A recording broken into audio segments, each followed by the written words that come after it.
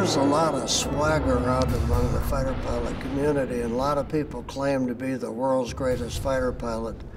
They have on their name tag, Joe Blow WGFP.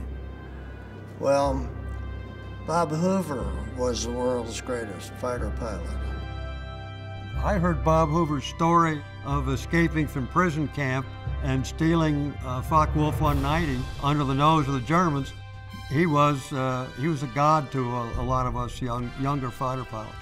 First saw Bob Hoover fly at Clovis Air Force Base in New Mexico in 1955. He's never been out of my awareness since I saw him the first time. He did performances with the F-100A model in 1957. I'll never forget, he said, "Nellistown," he said, "am I clear for roll on takeoff?" And I said, "You're clear to roll." He said, "No, am I cleared to roll on takeoff?" He said, "You're clear to roll."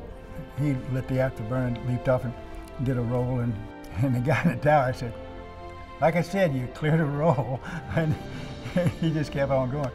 Rolling the airplane down the runway on one wheel, and then he'd flip it over on the other wheel, and then he'd zoom up and he'd roll, and we were all young lieutenants at the time, and just absolutely, you know. He just became, you know, he was our hero.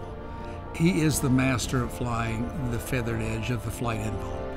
He provided pilots with some confidence that they were smart enough maybe not to try what he did with it, but they knew that if they had to, they could probably live through it.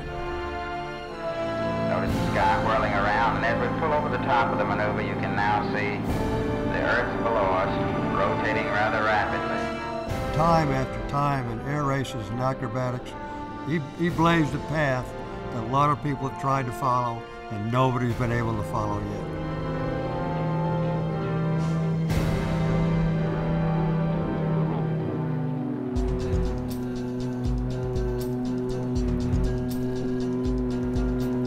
I had decided by the time I was 12 or 13 years of age that I really wanted to someday be a pilot.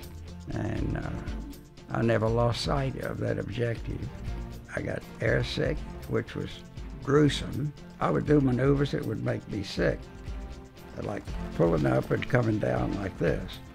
And I kept doing that and trying to overcome this nausea problem. And finally I reached a point I thought, why couldn't, when I'm up here, just keep right on rolling and come out like that? And so that's how I learned to do the rolls. It was just overcoming sickness. And then when I got ready to get my license, I was told, your eyes aren't good enough, you can't fly. Nowadays, you can be a fighter pilot wearing glasses and nobody thinks anything of it. But back then it wasn't that way, and it worked out that I ran into the right kind of a doctor who said, "I've been watching you fly, young man. I'm going to be gone for about 20 minutes, and when I come back, you better read that second line from the bottom."